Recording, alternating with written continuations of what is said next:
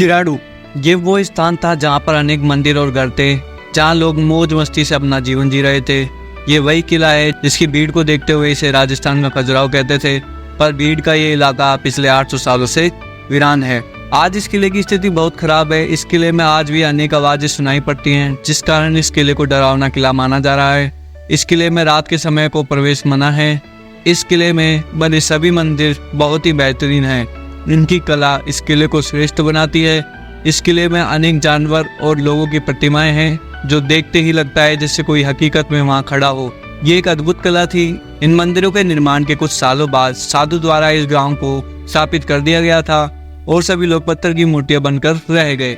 इस घटना में हजारों लोग इस श्राप से अपने जीवन को खो बैठा माना जाता है कि श्रापित सभी आत्माएं आज भी उसी गांव में स्थित है और कई बार इसको अनुभव भी किया गया है। आज उस गांव में कोई निवास नहीं करता है, क्योंकि रात के समय में जो इस गांव में जाता है वो भी एक प्रतिमा बन जाता है। इस किले और गांव के रहस्य के बारे में जानने के लिए अनेक प्रयास किए गए, पर आज तक इसका राज छुपा हुआ है। भय के कारण लोग इस गांव में कदम नहीं रखते हैं। आखिर क्या है इस किले के पीछे की कहानी? नमस्कार दोस्तों, स्वागत है आप सभी के हमारे YouTube चैनल पर।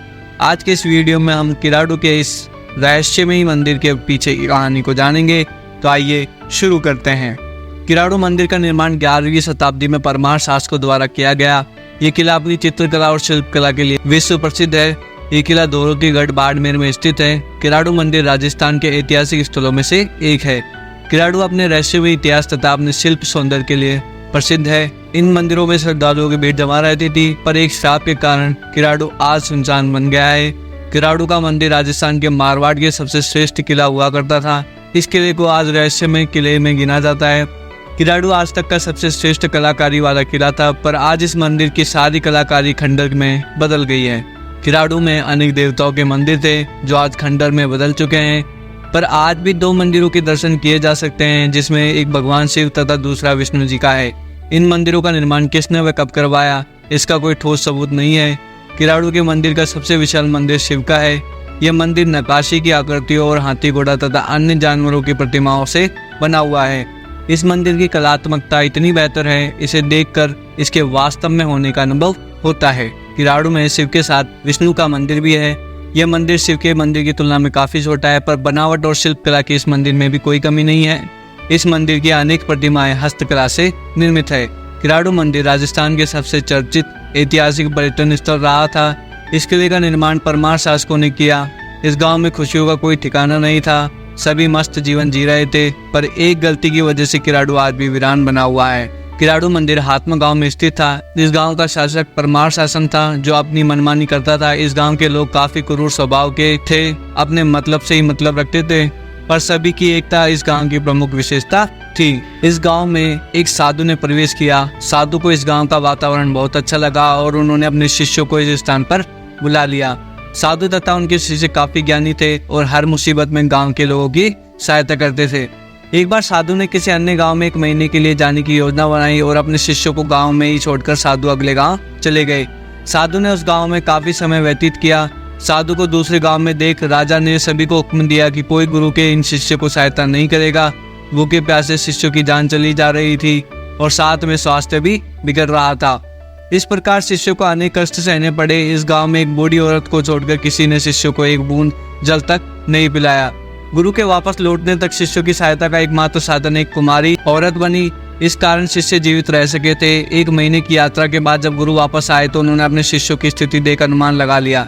शिष्य भूखे प्यासे तड़प रहे थे। साधु अपने शिष्यों की हालत देखकर काफी क्रोधित हुए और राजा के पास पहुंचे, पर राजा ने उनका अपमान किया। अपने शिष्यों की खराब हालत और अपना अपमान साधु सह नहीं पाए और अपने शिष्यों से कहा कि जिस स्थान पर दया भाव करुणा नहीं है, उस स्थान पर हमें ठहरना नहीं चाहिए। गुरु ने राजा से कहा कि जहाँ दया भाव, परोपकार भाव तथा साधुओं का आदर न हो, उस गांव का विनाश होना ही उचित है। जो करुणा का भाव नहीं समझते, साधुओं का सम्मान करना नहीं जानते, उन्हें इस संसार में जीने का कोई हक नहीं है। इस बात को कहने के बाद साधु ने उस कुमारी औरत को बुलाया जिसने शिष्यों की सहायता की थी। उस कुमारी को कहा, ये गांव नष्ट होने वाला है। सूरज के ढलने तक आप इस गांव को छोड़कर चले जाना और मुड़कर पीछे मत देखना। कुमारी औरत को गांव से जाने के कहने के बाद साधु इस गांव के सभी लोगों को श्रापित कर देता है और सभी लोग जिस स्थिति में थे वे उसी स्थिति में एक प्रतिमा बन गए। कुमारी ने भी पीछे देखने के कारण वो भी श्राप का शिकार हुई। इस प्रकार लगभग 12वीं शताब्दी में ये पूरा गांव श्रापित हो गया और इस गांव के सभी घर उजड़ गए। इस गांव का विनाश हो गया और ये गांव जो कभी भीड़ भाड़ इलाका हुआ करता था, जहां आज ये स्थान वीरान बन चुका था।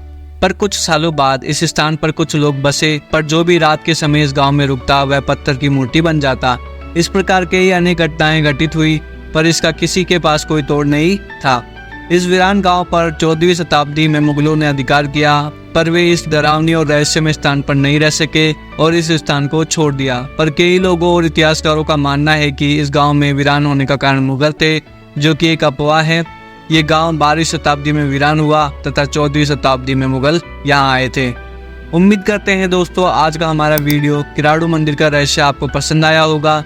यदि वीडियो अच्छा लगा हो तो इसे अपने दोस्तों के साथ शेयर करें। हमारे चैनल को सब्सक्राइब करिए। धन्यवाद।